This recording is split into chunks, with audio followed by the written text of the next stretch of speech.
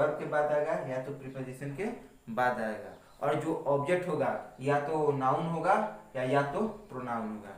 जो ऑब्जेक्ट होगा या तो नाउन होगा या प्रोनाउन होगा। ठीक, अब ऊपर चलते हैं। तो मैंने लिखा था कि राम लाइक्स सिंगिंग, राम को गाना गाना अच्छा लगता है। तो लाइक हमारा क्या हो गया था, वर्ब हो गया था। लाइक हमारा क्या था, वर्ब हो गया था। और वर्ब के बाद क्या आता है, ऑब्जेक्ट। वर्ब के बाद क्या आता है, ऑब्जेक्ट। तो हमारा क्या हो गया, बोलिए, ऑब्जेक्ट नहीं, ऑब्जेक्ट नहीं हुआ। अब सही है कि वर्ब के बाद ऑब्जेक्ट आता है, ठीक है, लेकिन ये ऑब्जेक्ट यहाँ पे नहीं है। क्यों, क्योंकि ऑब्जेक्ट हमारा कौन होगा, या तो नाउन होगा या तो प्रोनाउन होगा। लेकिन यहाँ पे सिंग मतलब क्या है, गाना, ये तो वर्ब हो गया और इसमें आईएनजी लगा है, ये तो वर्ब हो गया। और वर्ब कोई ऑब्जेक्ट होगा नहीं, ऑब्जेक्ट कौन होगा, या तो नाउन होगा या प्रोनाउन होगा। इस कारण से यहाँ पे ये ऑब्जेक्ट नहीं है। इसमें वर्ब में क्या लगा है, आईएनजी लगा है, इसलिए यहाँ पे क्या काम कर रहा है, जेरन का। तो जेरन क्या होता है, या तो सब्जेक्ट की तरह काम करता है या तो ऑब्जेक्ट की तरह। और यहाँ पे किसकी तरह काम कर रहा है, वर्ब के बाद ऑब्जेक्ट आता है।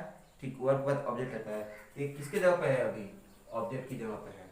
ये ऑब्जेक्ट की जगह पर है, लेकिन है कौन, ये जेरन। ये जो जेरन है किसकी जगह पे है, ऑब्जेक्ट की जगह पे है। समझ गए। ठीक, आइए दूसरा एग्जाम्पल देखते हैं हम लोग।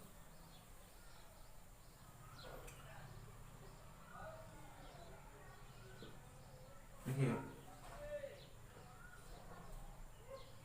आई लाइक डांसिंग, मुझे नाचना अच्छा लगता है। तो आई लाइक डांसिंग, लाइक हमारा वर्ब हो गया, इसलिए ये पूरा हमारा क्या हो जाएगा, प्रेडिकेट। इसलिए ये हमारा पूरा हो जाएगा प्रेडिकेट, और ये आई हो जाएगा हम लोग का क्या, सब्जेक्ट। अब इस प्रेडिकेट में वर्ब होगा, ऑब्जेक्ट हो गया।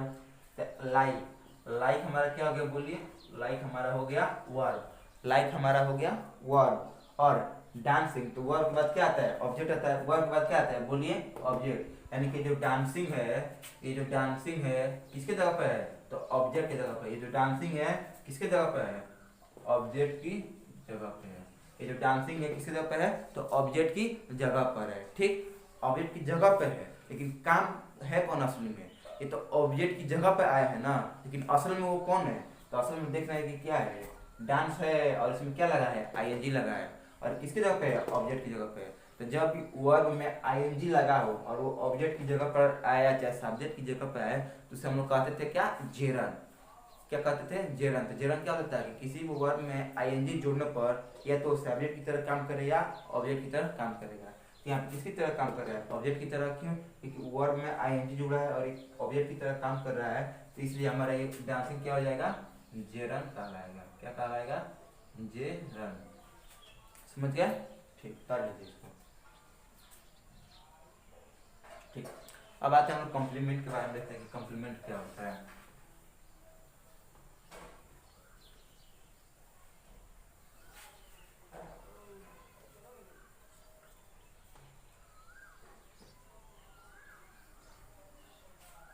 तो देखिए, कॉम्प्लीमेंट के बारे में हम लोग पढ़े थे कि कॉम्प्लीमेंट क्या होता है। तो मैंने आप लोग को बताया था कि कॉम्प्लीमेंट को दो भागों में बांट सकते हैं हम लोग, या तो सब्जेक्टिव, पहला होता है सब्जेक्टिव कॉम्प्लीमेंट और दूसरा होता है ऑब्जेक्टिव कॉम्प्लीमेंट। ठीक, तो आइए एक उदाहरण देखते हैं। मैंने यहाँ पे लिखा, राजू इज अ डॉक्टर। मैंने यहाँ पे लिख दिया, Raju is a doctor. Raju एक डॉक्टर है, यही ना होगा इसका मीनिंग, बोलिए, राजू एक डॉक्टर है। Raju is a doctor, Raju एक डॉक्टर है। ध्यान से पहले बात समझिएगा, इस हेडिंग को, कॉम्प्लीमेंट वाले हेडिंग को प्लीज ध्यान से समझिएगा इसको। तो राजू एक डॉक्टर है, तो राजू कौन है, बोलिए, राजू कौन है, Raju is a doctor. Raju एक डॉक्टर है। राजू कौन है, एक डॉक्टर है, और एक डॉक्टर कौन है, राजू है। ध्यान से समझिएगा, राजू कौन है, एक डॉक्टर है, और एक डॉक्टर कौन है, राजू है। राजू कौन है, डॉक्टर है, डॉक्टर कौन है, राजू है।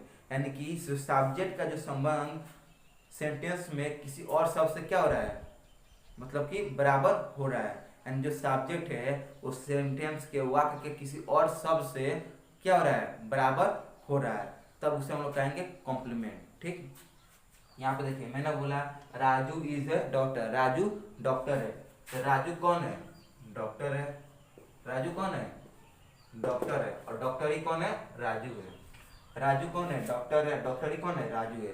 यानी कि इस सेंटेंस का जो सब्जेक्ट है वह इस सेंटेंस के किसी और शब्द से संबंध बता रहा है, उससे संबंध, उसे अपना बराबर संबंध क्या बता रहा है? दिखा रहा है। तब उसे हम लोग कहेंगे कॉम्प्लीमेंट। उसे क्या कहेंगे? कॉम्प्लीमेंट कहेंगे। ये यहाँ पे ऑब्जेक्ट, सॉरी यहाँ पे ये ऑब्जेक्ट नहीं है, यहाँ पे ये ऑब्जेक्ट नहीं है, ठीक। तब तो ये कॉम्प्लीमेंट, सॉरी कॉम्प्लीमेंट हो गया, इतना समझ गए। लेकिन ये कौन सा कॉम्प्लीमेंट है? सब्जेक्टिव कॉम्प्लीमेंट है कि ऑब्जेक्टिव कॉम्प्लीमेंट? तो आप लोग देख रहे हैं कि राजू इस सेंटेंस का क्या है? राजू इस सेंटेंस का क्या है? सब्जेक्ट है, ठीक, सब्जेक्ट है। और जो डॉक्टर किसके बारे में बता रहा है? राजू के बारे में। और राजू क्या है? सब्जेक्ट है। राजू ही डॉक्टर है और डॉक्टर ही कौन है? राजू है। तो ये जो डॉक्टर कौन है? राजू है। और राजू क्या है? सब्जेक्ट है, ठीक। सब्जेक्ट के बारे में बता रहा है ना, तो इसलिए हमारा कौन सा ये कॉम्प्लीमेंट हो जाएगा? बोलिए। तो ये हो जाएगा हमारा सब्जेक्टिव कॉम्प्लीमेंट। ये कौन सा हो जाएगा? हमारा सब्जेक्टिव कॉम्प्लीमेंट। तो इसलिए हो गया हमारा जो डॉक्टर है वो हमारा हो जाएगा क्या? Subjective complement. सब्जेक्टिव कॉम्प्लीमेंट, ठीक। ये हमारा डॉक्टर क्या हो जाएगा? Subjective complement. क्यों? क्योंकि ये जो डॉक्टर है किसके बारे में बताया है? राजू के बारे में। और राजू यहाँ पर क्या है? सब्जेक्ट है। इसलिए ये जो डॉक्टर है ऑब्जेक्ट ना होकर क्या है यहाँ पे? Subjective complement. अब मैं आपको बताऊंगा, बाद में बताऊंगा कि ऑब्जेक्ट और कॉम्प्लीमेंट दोनों में अंतर क्या होता है। तो देखिए यहाँ पे एक और एग्जाम्पल देख लीजिए। यहाँ पे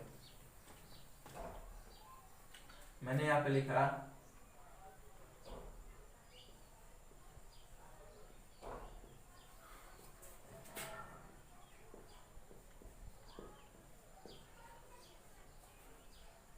यहाँ पे मैंने लिखा she is beautiful. She is beautiful, वह सुंदर है, वह सुंदर है, ठीक। सी इज ब्यूटीफुल मतलब कि वह सुंदर है, ठीक। यहाँ पे ध्यान से समझिएगा। तो वह कौन है? सुंदर है। वह क्या है? सुंदर है। सुंदर ही कौन है? वह है। वह कौन है? तो सुंदर है। वह क्या है? तो सुंदर है। और सुंदर कौन है? तो वह है। समझ में आ रहा है ना? वह कौन है? तो सुंदर है। और सुंदर कौन है? वह है। यानी कि इस सेंटेंस में जो सी है वो क्या है? सब्जेक्ट है। और इसका संबंध वाक्य के किसी और शब्द से दिखाई दे रहा है, उसके बराबर ही दिखाई दे रहा है, ठीक। और जो ब्यूटीफुल है वो किसके बारे में बता रहा है? सी के बारे में। कि सी इज ब्यूटीफुल यानी वह सुंदर है। तो वह सुंदर है और सुंदर ही कौन है? वह है। तो इसलिए जो ब्यूटीफुल है किसके बारे में बता रहा है? सी के बारे में। और सी यहाँ पे क्या है? सब्जेक्ट है। ब्यूटीफुल किसके बारे में बता रहा है? सी के बारे में। और सी क्या है? यहाँ पे सब्जेक्ट है। इसलिए जो ब्यूटीफुल होगा वो हमारा कहलाएगा क्या? Subjective, subjective complement. Subjective complement. एक और लास्ट एग्जांपल देख लेते हैं हम लोग।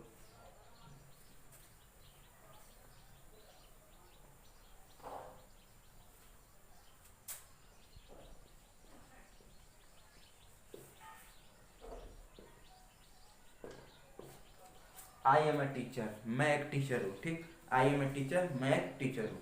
तो मैं कौन हूँ? बताइए। मैं कौन हूँ? टीचर हूँ। मैं कौन हूँ? टीचर हूँ। और टीचर ही कौन है? मैं हूँ। आई होप समझ में आ रहा होगा आप लोग को। मैं कौन हूँ? टीचर हूँ। और टीचर ही कौन है? मैं हूँ। मैं कौन हूँ? टीचर हूँ। और टीचर ही कौन है? मैं हूँ, ठीक। तो जो तो यहाँ पे जो आई है वो क्या है? इस सेंटेंस का सब्जेक्ट है।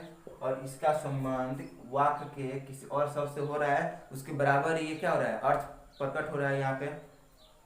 मैं कौन हूँ? टीचर हूँ। टीचर ही कौन है? मैं हूँ। तो यहाँ पे जो टीचर है कौन सा कॉम्प्लीमेंट होगा? बोलिए। टीचर किसके बारे में बता रहा है? आई के बारे में। और आई यहाँ पर क्या है? सब्जेक्ट है। इसलिए टीचर यहाँ पर कहलाएगा हमारा, बोलिए क्या? Sorry,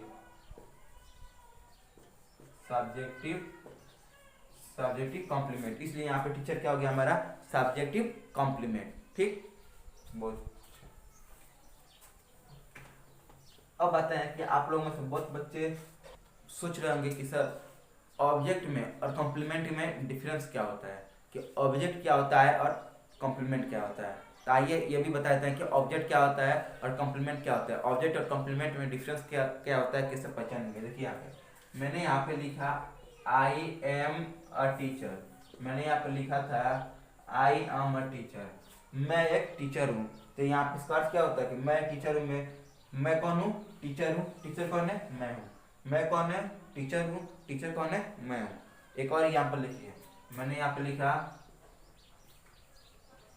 I go to school. तो मैं स्कूल जाता हूँ। मैं स्कूल जाता हूँ। यहाँ पे देखिए, तो मैं क्या स्कूल हूँ? बताइए आप ही। यहाँ पे मैं क्या स्कूल हूँ? और स्कूल क्या मैं हूँ? नहीं, बिल्कुल गलत। मैं क्या स्कूल हूँ? नहीं, मैं स्कूल नहीं हूँ। स्कूल क्या मैं हूँ? नहीं, ना मैं हूँ स्कूल हूँ, ना स्कूल मैं हूँ।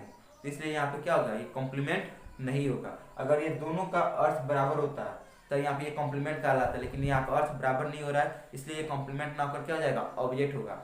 यहाँ पे क्या होता है कि मैं ही टीचर हूँ और टीचर ही मैं हूँ, इसलिए यहाँ पे टीचर क्या था? कॉम्प्लीमेंट था। लेकिन यहाँ पे क्या हो रहा है कि आई गो टू स्कूल, तो मैं तो स्कूल नहीं हूँ और स्कूल भी मैं नहीं हूँ, इसलिए ये कॉम्प्लीमेंट ना होकर हमारा ऑब्जेक्ट कहलाएगा। यानी कि क्या समझे कि कॉम्प्लीमेंट में जो वाक्य का जो सब्जेक्ट होगा उसका संबंध वाक्य के किसी और शब्द से बराबर मेल होना चाहिए। अगर सब्जेक्ट का किसी वाक्य के किसी और शब्द से बराबर मेल नहीं हो रहा है, जो सब्जेक्ट है वही वो भी शब्द हो, अगर वैसा नहीं है तब ये हमारा कॉम्प्लीमेंट नहीं होगा, वो हमारा ऑब्जेक्ट होगा। लेकिन जो सब्जेक्ट है अगर वही क्या हो, कोई और शब्द हो, तब वो हमारा क्या कहलाएगा? कॉम्प्लीमेंट कहलाएगा। ठीक, अगर वो सब्जेक्ट के बारे में बता रहा होगा तो हमारा सब्जेक्टिव कॉम्प्लीमेंट कहलाएगा, अगर ऑब्जेक्ट के बारे में बता रहेगा तो ऑब्जेक्टिव कॉम्प्लीमेंट कहलाएगा। तो आइए ऑब्जेक्टिव कॉम्प्लीमेंट के बारे में हम लोग एक और एग्जांपल से देख लेते हैं। देखिए, तो ऑब्जेक्टिव कॉम्प्लीमेंट क्या होता है? तो ऑब्जेक्टिव कॉम्प्लीमेंट के बारे में हम लोग देखते हैं। डिफिनेशन उतना इंपॉर्टेंट नहीं है, आप लोग में डिफिनेशन पूछता नहीं है ईपी बोर्ड के क्लास 10 और 9 में। ठीक है, तो बस हम लोग एग्जांपल देख लेते हैं कैसे हम लोग उसको आइडेंटिफाई करेंगे कि हमारा सब्जेक्टिव कॉम्प्लीमेंट है या हमारा ऑब्जेक्टिव कॉम्प्लीमेंट है। तो लेट अस चेक। सी, या तो मैंने लिख दिया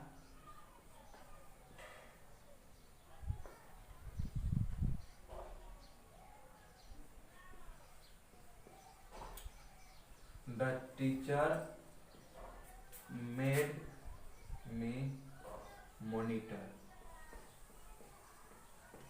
देखिए यहाँ पे the teacher made me monitor, समझ गए ना कि टीचर ने मुझे मॉनिटर बनाया। टीचर ने मुझे मॉनिटर बनाया। टीचर ने मुझे मॉनिटर बनाया। यहाँ पे देखिए, द टीचर सब्जेक्ट हो गया, बताइए। द टीचर सब्जेक्ट है ना? ठीक, यहाँ पे देखिए, द टीचर क्या मैं हूँ? टीचर क्या मैं हूँ? अब मैं क्या टीचर हूँ? नहीं, बिल्कुल नहीं। टीचर ने मुझे मॉनिटर बनाया, तो यहाँ पे टीचर क्या मैं हूँ? नहीं।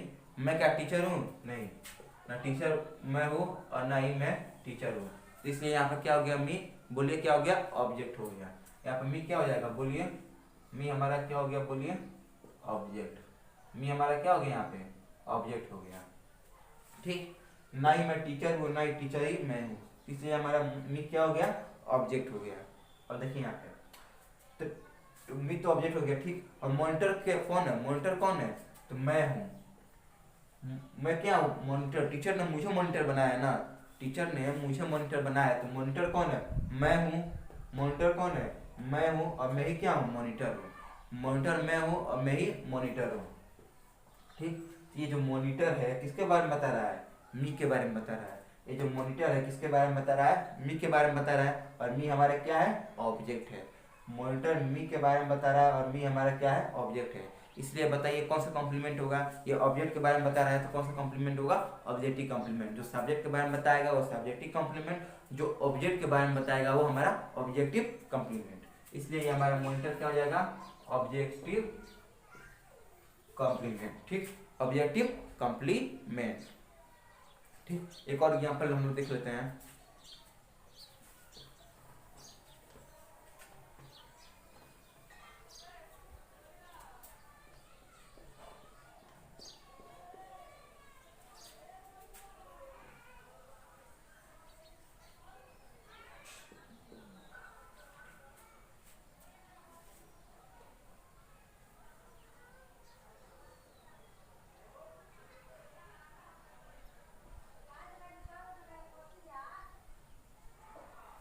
देखिए यहाँ पे, पीपल कॉल्ड हिम फूल। लोग उसे मूर्ख बुलाते हैं। लोग उसे मूर्ख बुलाते हैं। ठीक, यहाँ पे देखिए, तो पीपल क्या है इस सेंटेंस का? तो पीपल इस सेंटेंस का क्या है? सब्जेक्ट है। पीपल इस सेंटेंस का क्या है? सब्जेक्ट है। ठीक, तो क्या बताइए यहाँ पे, पीपल, लोग उसे मूर्ख बुलाते हैं, लोग उसे मूर्ख बुलाते हैं। तो क्या लोग ही उसे है?